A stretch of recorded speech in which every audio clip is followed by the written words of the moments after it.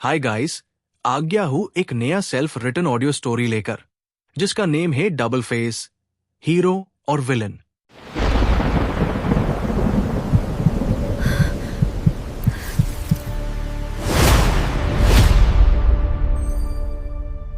कहानी की शुरुआत होती है एक घने और डरावने जंगल से।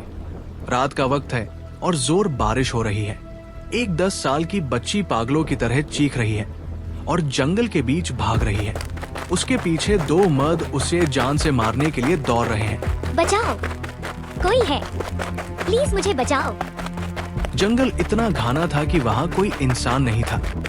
सिर्फ जंगली कुत्तों और लोमड़ियों की आवाजें गूंज रही थी। भागते भागते वो बच्ची अचानक सड़क पार गिर जाती है। वो दोनों मर्द हांफते हुए उसके सामने आकर खड़े हो जाते हैं। उनके हाथ में एक चमकता हुआ टेस्ट नाइफ था। वो बच्ची डर के मारे अपनी आंखें बंद कर लेती है, पर अचानक अंधेरे में किसी के दर्द से चीखने की आवाज आती है और सीन एकदम से ब्लैक हो जाता है। अगली ही सुबह वो बच्ची, जो अब एक जवान औरत बन चुकी है, अपने बेड पर जोर जोर से सांस लेते हुए उठती है। उसका पूरा जिस्म पसीने से भरा था। उसका हस्बैंड ध्रुव हाथ में कॉफी का मग लिए उसके बेड के पास खड़ा था। दीप्ति, क्या हुआ? फिर से कोई बुरा सपना देखा क्या? हाँ ध्रुव, वही सपना। वही ना जो तुम पिछले 3 साल से लगातार देख रही हो। वो जंगल, वो 2 मर्द और ब्ला ब्ला। छोड़ो ना यार, इट्स जस्ट ड्रीम।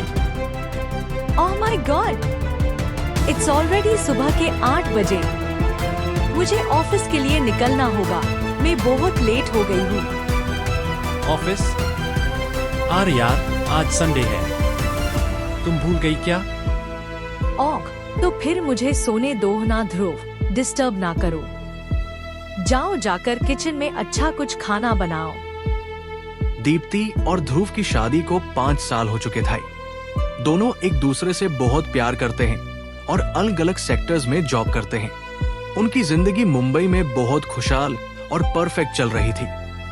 लेकिन क्या वो पहला सीन सिर्फ एक बुरा सपना था, या कोई ऐसा सच जो पिछले 20 सालों से मिट्टी के नीचे दफन था? Keep listening to know everything. सब कुछ नॉर्मल चल रहा था। हर रोज सुबह 8 बजे ऑफिस जाना, दिन भर काम करना और शाम को 6 बजे वापस आकर मूवी देखना और कुकिंग करना, ये उनका रूटीन था।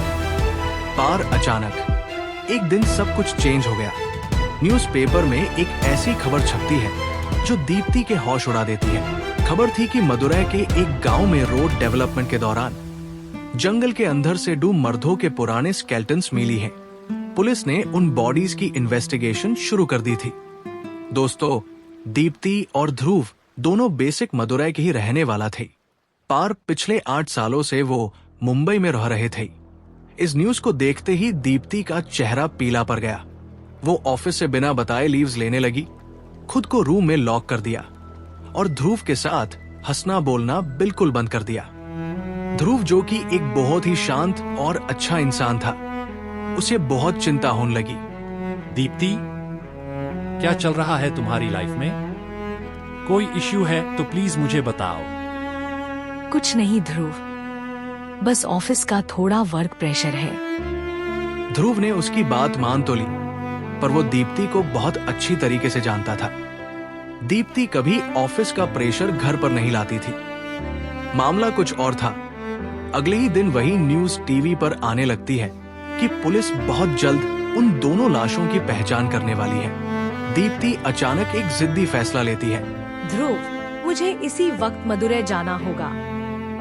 पर दीप्ति, मेरा इस महीने प्रमोशन होने वाला है। मुझे ऑफिस से छुट्टी नहीं मिलेगी। 1 हफ्ते रुक जाओ, हम साथ चलेंगे। नहीं, मैं वेट नहीं कर सकती। मैं अकेले जा रही हूँ। दीप्ति बिना किसी का वेट किए अकेले मदुरै के लिए निकल जाती है। वो अपने उस पुराने गांव के सुनसान घर में आकर रहने लगती है, जो पिछले 9 सालों से बंद था। गांव में उसका कोई नहीं था। जब वो छोटी बच्ची थी, तभी उसके पेरेंट्स की मौत हो गई थी। वो एक बहुत ही स्ट्रॉन्ग और इंडिपेंडेंट औरत थी, जो अकेले सब मैनेज करती थी। मदुरै पहुंचकर एक रात जब तेज बारिश हो रही थी, दीप्ति हाथ में एक छाता लेती है और ठीक उसी जगह जाती है जहां वो दोनों कंकाल मिले थे। वो वहां कुछ ढूंढ रही थी। तभी वहां ड्यूटी पर खड़ा एक पुलिस वाला जो एक पेड़ के नीचे बैठा था दीप्ति को देख लेता है। उसके बाद क्या हुआ, ये अभी तक पुलिस के लिए एक पहेली था। अगली सुबह बाकी पुलिस फोर्स ने उस ऑफिसर को घायल हालत में रेस्क्यू किया और हॉस्पिटल ले गए। वो बच तो गया, पर जब इंस्पेक्टर ने उससे पूछा तो वो बस इतना ही बोल पाया कि किसी ने मास्क पहनकर अंधेरे में उस पर अटैक किया था। पुलिस अब इस मामले को बहुत सीरियसली लेने लगती है और उस पूरे जंगल के एरिया को कवर कर लेती है। दीप्ति को डर था कि वो पुलिस वाला होश में आकर सब कुछ उगल ना दे, इसलिए वो शातिर दिमाग लगाती है और एक नर्स का भेष बदलकर स्नीकी तरीके से हॉस्पिटल के अंदर घुस जाती है। वो चुपचाप उस ऑफिसर के सलाइन चैनल में जहर टॉक्सिन डालने की कोशिश करती है, पर तभी वहां खड़ा एक दूसरा स्टाफ उसे देख लेता है। हे, तुम कौन हो? सलाइन में क्या डाल रही हो? दीप्ति वहां से भागती है, पर इस बार वो ऑफिसर सलाइन के असर से मर जाता है और उस ड्यूटी नर्स ने भागते वक्त दीप्ति का असली चेहरा देख लिया था। वो नर्स डर के मारे पुलिस वाले को सब सच बताने जा ही रही थी कि तभी पीछे से दीप्ति उस पर अटैक करती है और उस नर्स को भी चुप करवाने के चक्कर में मार देती है। दीप्ति को लगा कि अब कोई गवाह नहीं बचा, पर हॉस्पिटल के सीसीटीवी कैमरे में उसका फिगर और ट्रेसेस आ चुके थे। पुलिस अब इस मिस्ट्री लेडी के पीछे हाथ धोकर पड़ गई थी। उन्हें समझ नहीं आ रहा था कि ये औरत उन दोनों लाशों की इन्वेस्टिगेशन को रोकने के लिए इतने बड़े कदम क्यों उठा रही है। दीप्ति को मदुरै आए 6 दिन हो चुके थे। वो नहीं चाहती थी कि ध्रुव यहाँ आए, इसलिए उसने ध्रुव के कॉल्स उठाना और टेक्स्ट का रिप्लाई देना बिल्कुल बंद कर रखा था। लेकिन ध्रुव से अब रहा नहीं गया। वो ऑफिस से इमरजेंसी लीव मैनेज करता है और सीधा मदुरै में दीप्ति के पुराने घर पहुंच जाता है। दीप्ति उसे देखकर हैरान और परेशान हो जाती है। ध्रुव, तुम यहाँ क्यों आए? वापस जाओ मुंबई।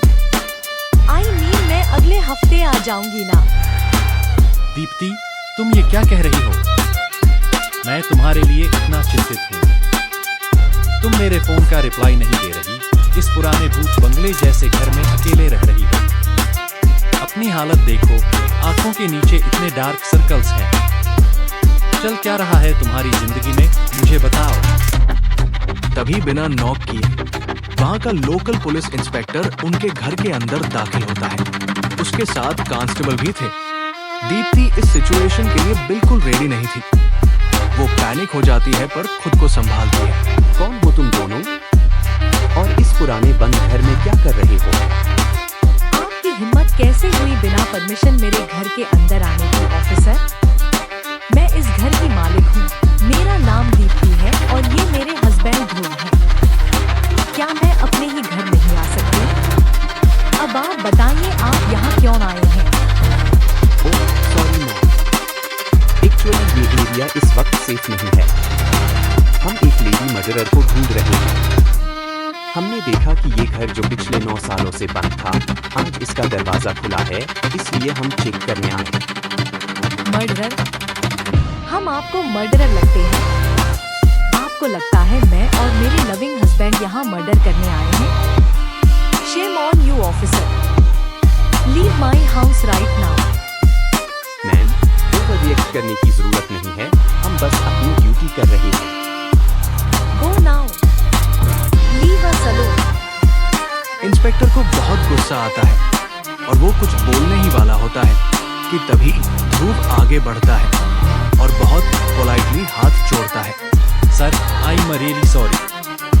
प्लीज इनकी बात को सीरियसली मत लीजिए। ये ऑफिस के बहुत बड़े स्ट्रेस से गुजर रही हैं, इसलिए इनका दिमाग ठीक नहीं है। हम दोनों तो बस कल रात ही मुंबई से यहाँ आए हैं सर। अगर कोई इश्यू है तो हम पूरा कोऑपरेट करेंगे। पुलिस बिना कुछ बोले वहां से निकल जाती है। पर दोस्तों, यहाँ ध्रुव ने एक बहुत बड़ी गलती कर दी।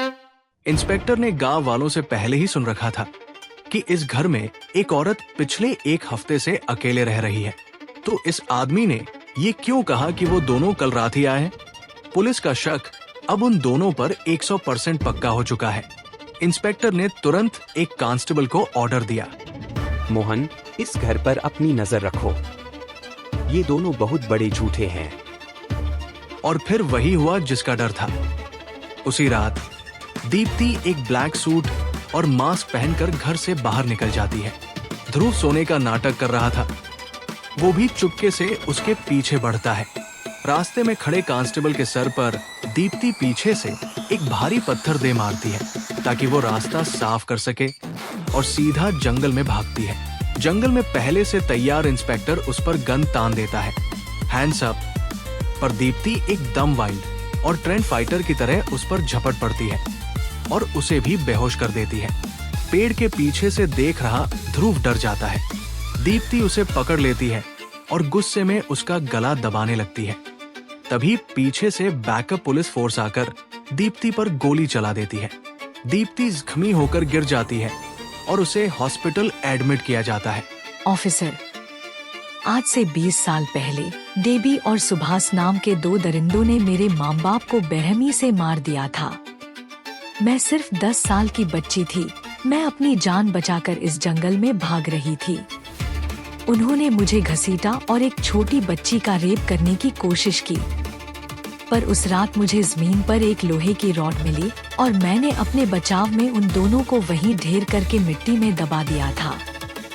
20 साल बाद जब उनके कंकाल मिले तो मैं वहां सिर्फ अपना वो खून से सना लोहे का रॉड रेस्क्यू करने आई थी ताकि कोई प्रूफ ना बचे।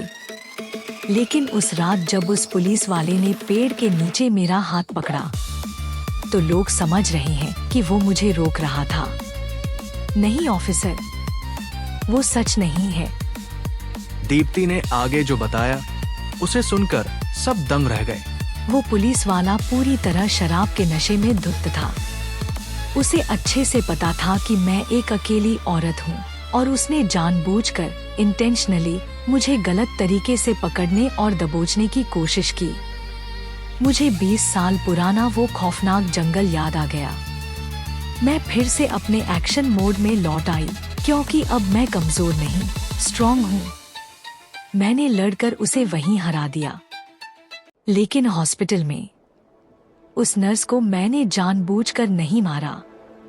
वो एकदम से सामने आ गई और मुझसे गलती से बाय मिस्टेक उसका खून हो गया। मैं कोई कातिल नहीं बनना चाहती थी ऑफिसर। दीप्ति ने रोते रोते चीखते हुए वहां खड़े बाकी पुलिस वालों की तरफ देखा और गिड़गिड़ाई। मेरा हस्बैंड ध्रुव बिल्कुल निर्दोष है। उसे इस काले अतीत के बारे में कुछ नहीं पता। वो सच में कल रात ही आया था। जो किया मैंने किया है। मेरे हस्बैंड को छोड़ दीजिए। दीप्ति ने आखिरी बार बहुत प्यार और दर्द से ध्रुव की तरफ देखा, जिसके रोने की आवाज दब नहीं रही थी। ध्रुव, प्लीज मेरी बात सुनो।